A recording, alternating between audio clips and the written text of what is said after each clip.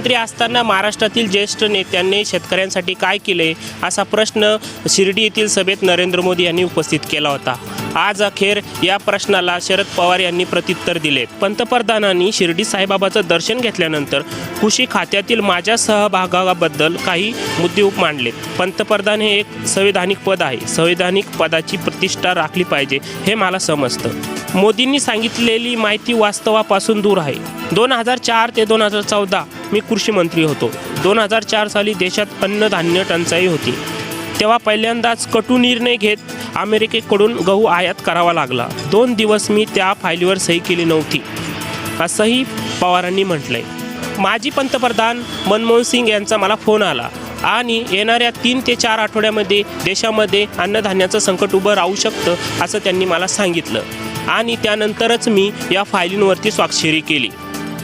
Ajinath Shinde, news state Maharashtra, नवी दिल्ली। मराठा आरक्षणाची मागणी आता दिवसेंदिवस तीव्र होत आहे। त्याचमुळेच परभणी जिल्ह्यामध्ये देखील वेगवेगळ्या प्रकारचे आंदोलने सकल मराठा समाजाच्या वतीने करण्यात येत आहे। पाथरी तालुक्यात देखील साखळी उपोषण सुरू करण्यात आलेलं आहे। पाथरी तालुक्यातील खेरडा येथे त्रिंबक महाराज आमले यांनी आमरण अन्नत्याग उपोषण सुरू केलं आहे।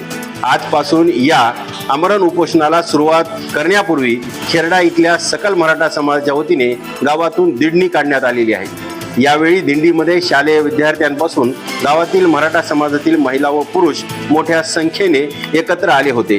दिंडीत मराठा आरक्षण मागणीच्या घोषणा देत विठू नामाचा गजर करण्यात आला आहे। गरजवंत मराठ्यांना जोपर्यंत आरक्षण मिळत नाही तोपर्यंत मनोज जरांगे पाटील हे उपोषण करणार आहेत। याच उपोषणाला पाठिंबा म्हणून पाथरी तालुक्यात देखील हे साखळी उपोषण खेरडा येथे सुरू करण्यात आलेलं आहे। न्यूज स्टेट महाराष्ट्रासाठी कॅमेरामन बालाजी कांबळेसह डॉक्टर धनाजी चव्हाण, परभणी।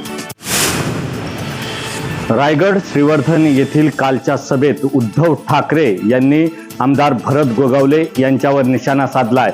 यावरून आता भरत गोगावले यांनी उद्धव ठाकरे यांच्यावर बोचरी टीका केली। श्रीवर्धन इथल्या सभेत उद्धव ठाकरे यांनी रायगडच्या टकमक टोकाचा उल्लेख करीत आमदार भरत गोगावले यांच्यावर नाव न घेता टीका केली।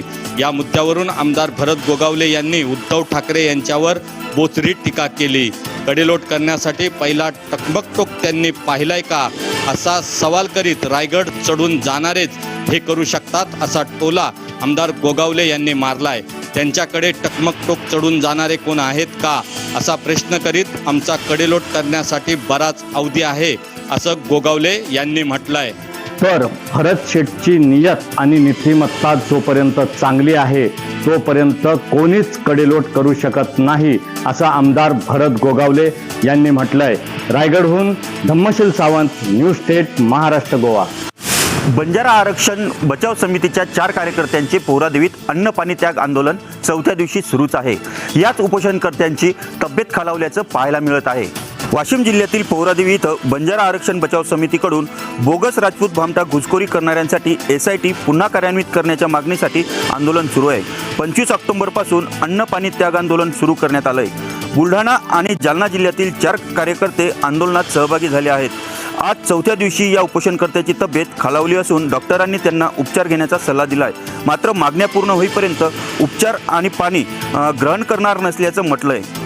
या आमरण उपोषणाला आमदार राजेश राठोड, महंत सुनील महाराज यांच्यासह बंजारा समाजातील नेत्यांनी भेट दिली असून उपोषणाच्या समर्थनार्थ उद्या पोहरादेवी इथं लाखो बंजारा बांधव एकवटणार असल्याची माहिती समोर येते।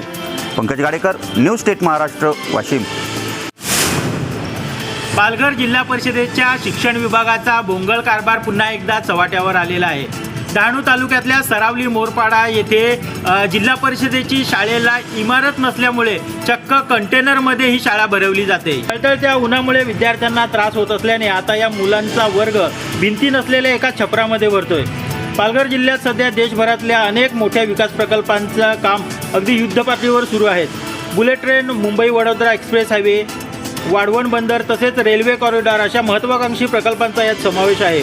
परंतु या विकास प्रकल्पात सामान्य माणूस, शाळकरी मुलं कशी भरडली जात आहेत याचे भयान वास्तव डहाणू तालुक्यातील सरावली मोरपाडा जिल्हा परिषद शाळेच्या परिस्थिती समोर बघितल्यानंतर समोर येते। मुलांना शिकवताना वेळोवेळी येणाऱ्या अडचणींचा सामना करत येथे काही महिन्यांपूर्वीच नव्याने रुजू झालेले शिक्षक प्रयत्नांची पराकाष्ठा करताना पाहायला मिळत आहेत। तर येथे शिकणारी मुलं देखील अतिशय प्रतिकूल परिस्थितीत शिक्षणाचे धडे घडवताना आपल्याला पाहायला मिळत आहेत। न्यूज स्टेट महाराष्ट्रासाठी महेश भोयेसह मनोज सातवी, डहाणू। इस्रायल आणि फिलिस्तीनात यांच्यात अजूनही युद्ध सुरू आहेत। यातच आता मुंबईत फिलिस्तीनींच्या समर्थनात घोषणाबाजी करण्यात आली आहे। यावरून आता मुंबई पोलिसांनी घटनास्थळी दाखल होत कारवाई केली आहे। फिलिस्तीन आणि इस्रायलमध्ये युद्ध सुरू आहे। त्यामध्ये मुंबईच्या दहिसर पूर्व आंबाबाडी SV रोड होंडा शोरूमच्या समोर मुस्लिम समाजाचे लोक आय सपोर्ट फिलिस्तीनींच्या बॅनरसह फिलिस्तीनच्या समर्थनात घोषणा देत होते। पोलिसांना माहिती मिळताच सर्वजण पसार झाले। आय सपोर्ट पॅलेस्टाईनचा व्हिडिओ सोशल मीडियावर व्हायरल झाल्यानंतर दहिसर पोलिसांनी फिलिस्तीन सपोर्टचा शोध घेतोय। यातील दोषीवर कारवाई केली जाणार असल्याचं पोलिसांकडून सांगण्यात आलंय। हा व्हिडिओ 7 ते 8 वाजेचा असल्याचं सांगण्यात येत आहे। याशिवाय या प्रकरणात तपासही पोलीस करत आहे। त्यामुळे या प्रकरणात नेमकं काय समोर येतंय हे पाहावं लागणार आहे। श्रुतिका ढाले, न्यूज स्टेट महाराष्ट्र, नवी दिल्ली। ललित पाटील प्रकरण समोर आल्यानंतर आता राज्यात अनेक ठिकाणी छापेमारी करण्यात येत आहे। यातच नाशिक पोलिसांनी सोलापूर येथे जाऊन कारवाई केली। या ठिकाणी 10 कोटीचा ड्रग्स जप्त करण्यात आला। नाशिक पोलीस युनिट 1 व अंमली पदार्थ या संयुक्त ही कारवाई करण्यात आली आहे। या सोलापुरातून ठिकाणाहून नाशिक शहरात ड्रग्स पुरवठा होत होता। नाशिक पोलिसांनी काही दिवसापूर्वी सामनगाव परिसरातून 12 ग्रॅम ड्रग्ज जप्त केला होता। या प्रकरणी पोलिसांनी सनी पगारे याला आणि त्याच्या साथीदारांना ताब्यात घेतलं होतं। त्यांनी दिलेल्या माहितीनुसार नाशिक पोलीस गुन्हा शाखा 1 युनिटनी अंमली पदार्थ विरोधी पथकाने थेट सोलापूर येथे जाऊन पगारेने याच्या ड्रग्स बनवणाऱ्या कारखान्यात धाड टाकली। तिथून 10 कोटी रुपयाचा MD ड्रग्स व ड्रग्स बनवण्याचं साहित्य शुक्रवारी दिवसभर केलेल्या कारवाईत जप्त केले। या कारखान्यातून शुद्ध ड्रग्स बनवला जात होता आणि त्याचा पुरवठा नाशिक शहरात केला जात होता। या कारखान्यात कोट्यवधी रुपयाचा ड्रग्स तयार करून तो फक्त नाशिकमध्येच विकणारा सनी पगारे हा ललित पाटील प्रमाणे ड्रग्स माफिया होऊ इच्छित होता। या ड्रग्स कंपनीत कोण काम करायचं व पैसे कोणी लावले होते, कोणी गुंतवले होते, अशासह अन्य कुठे या ड्रग्सचा पुरवठा केला जात होता, या सर्व प्रमुख सूत्रधार कोण आहे याचा शोध आता नाशिक पोलीस घेत आहेत। मराठा समाजाने राजकीय नेत्याला केलेल्या गावबंदीवर आमदार बांगर यांनी प्रतिक्रिया दिली। जोपर्यंत बाळ रडत नाही तोपर्यंत आई पाजत नाही, जोपर्यंत आपण रडणार नाहीत तोपर्यंत सरकार आरक्षण देणार नाही, असं म्हणत गावबंदीचं समर्थन केले। मराठा आरक्षणासाठी मुख्यमंत्री एकनाथ शिंदे यांची भेट घेणार असून मराठा समाजातील कोणत्याही तरुणाने आत्महत्या करू नये अशी विनंती बांगर यांनी हात जोडून केली। मराठा समाजाला आरक्षण मिळावे या मागणीसाठी मराठवाड्यातील आमचे आमदार सोमवारी यवतमाळ येथे मुख्यमंत्री एकनाथ शिंदे यांची भेट घेणार आहेत। आपल्या मराठा समाजाला आरक्षण पत्रात कसं पाडून घेता येईल याबाबत आम्ही मुख्यमंत्री यांच्यासोबत चर्चा करणार आहोत। हिंगोलीतील देवजना इथं मराठा तरुणांनी आत्महत्या केली, त्याबाबत मी त्यांच्या कुटुंबियांना मदत मिळवून देण्यासाठी प्रयत्नशील आहे। मराठा बांधवांनी आंदोलन करावेत पण कोणतीही टोकाची भूमिका घेऊ नये। मी मराठा समाजाला हात जोडून विनंती करतो की आत्महत्या करू नका, सरकार मराठा समाजाला आरक्षण देण्यासाठी सकारात्मक आहे, असंही आमदार बांगर म्हणाले। Dnyaneshwar Londhe, news state Maharashtra, Goa, Hingoli. बुलढाणा जिल्ह्यातील ऐतिहासिक शहर असलेल्या मा जिजाऊंच्या जन्मगाव असलेल्या सिंदखेड राजा इथल्या अनेक वास्तू नष्ट होण्याच्या मार्गावर आहेत। या वास्तूंचं संवर्धन आणि जतन करण्याची मागणी गेल्या अनेक महिन्यांपासून जिजाऊ भक्तांकडून केली जात आहे। अखेर या मागणीला पुरातत्व विभागाने मान्य करत जिजाऊंचे वडील राजे लखुजीराव जाधव आणि त्यांच्या 4 मुलांच्या समाधीच्या जतनाचे काम पुरातत्व विभागाकडून हाती घेण्यात आलंय। या समाधीवर रासायनिक प्रक्रिया करून या समाधीचं जतन केलं जात आहे। त्यामुळे जिजाऊ भक्तांमध्ये आनंदाचे वातावरण असल्याचं पाहायला मिळतंय। राजे लखुजीराव जाधव यांच्या समाधीप्रमाणे इतर ऐतिहासिक वास्तूंची जी पडझड झाली आहे त्यांच्या देखील दुरुस्तीचे काम तात्काळ हाती घेण्यात यावे अशी मागणी जिजाऊ भक्तांकडून होताना पाहायला मिळते। Praful Khandare, news state Maharashtra, Buldhana. ज्या शहरांमध्ये प्रशासक आहेत, महापौर, लोकप्रतिनिधी, नगरसेवक नाही, तिथे घोटाळा सुरू आहे। तोच मी समोर आणलाय। रस्त्यांच्या विषयात केवळ घोटाळाच आहे, खोके सरकारने दुसरं काही केलेलं नाही असा आरोप ठाकरे गटाचे नेते आदित्य ठाकरे यांनी केलाय। 5 कॉन्ट्रॅक्टरना पॅकेज कॉन्ट्रॅक्ट दिलेत। सीओमोत कोणाला पाकिटं दिली माहीत नाही। या सगळ्या पॅकेज कॉन्ट्रॅक्टर्स पैकी एकाला टर्मिनेशनची नोटीस आली होती, त्याची मुदत 26 ऑक्टोबरला संपली असं आदित्य ठाकरेंनी म्हटलंय। या कॉन्ट्रॅक्टरने टर्मिनेशन नोटीसला उत्तर दिलंय। आठवडाभरात त्याची BMC मध्ये सुनावणी होईल। मुंबई पालिकेत सुनावणी होणार आहे। विधान भवनात हा विषय चर्चेत आलाय।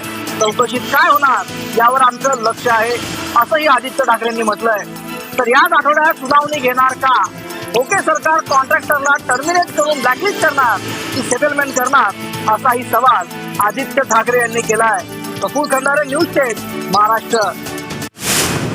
राज्याचे उपमुख्यमंत्री अजित पवार यांच्या शुभ हस्ते आज बारामती तालुक्यातील माळेगाव सहकारी साखर कारखान्याच्या 67व्या गळीत हंगामाचा मूळीपूजन शुभारंभ होणार होता, मात्र तो होऊ शकला नाही. सकल मराठा समाजाने अजित पवारांना तीव्र विरोध दर्शवल्यानं अजित पवार यांनी आपला माळेगाव दौरा रद्द केला आहे. त्यानंतर सभासद आणि मराठा क्रांती मोर्चातील आंदोलक महिला युवतींच्या हस्ते हे मूळीपूजन करण्यात आलं. पवारांना काळे झेंडे दाखवण्यात आले होते. माढ्यातील कार्यक्रमात अजित पवारांना काळे झेंडे दाखवत एक मराठा लाख मराठाच्या घोषणा देण्यात आल्या होत्या. याशिवाय अनेक गावात नेत्यांना गावबंदीही करण्यात आल्याचं दिसत होतं. त्यानंतर अजित पवारांनाही याचा फटका बसल्याचं पाहायला मिळतं. एकंदरीत सरकार मराठा आरक्षण प्रश्नी नेमका काय निर्णय घेतं हे पाहणं महत्त्वाचं असणार आहे. देवराकोंडे, न्यूज 10 महाराष्ट्र, बारामती. इंडिया आघाडीतील काही पक्षांमध्ये विधानसभा निवडणुकीसाठी एकत्र येण्यावरून काही ठिकाणी मतभेद असल्याचा गौप्यस्फोट शरद पवार यांनी केला आहे. विधानसभा निवडणुकीत एकत्र लढण्यावरून आमच्यात मतभेद आहे असं असताना शरद पवार यांनी पश्चिम बंगालचं उदाहरण दिलं आहे. पश्चिम बंगालमध्ये ममता बॅनर्जी यांचा पक्ष प्रबळ आहे, त्यामुळे त्यांना स्वबळावर लढण्याची इच्छा आहे. अनेक ठिकाणी अशी परिस्थिती आहे, पण त्यावरून चर्चा करून आम्ही मार्ग काढू अशी प्रतिक्रियाही शरद पवार यांनी दिली. अनेक राज्यात लोक बदलाच्या विचारात आहे. लोकांना बदल हवा आहे. देशाचं चित्र पाहिलं तर मोदी किंवा त्यांच्या विचारातील पक्ष काही ठिकाणी सत्तेत आहे, असंही शरद पवार यांनी स्पष्ट केलं आहे. सध्या विधानसभा निवडणुकीमध्ये बदल घडताना दिसतोय, मात्र लोकसभेबाबत पूर्ण माहिती घेतल्याशिवाय बोलणार नाही असं देखील शरद पवार यांनी सांगितलं आहे. चैतन्य मस्के, न्यूज 10 महाराष्ट्र. रायगडात ग्रामपंचायती निवडणुकीचा प्रचार शिगेला पोहोचलाय.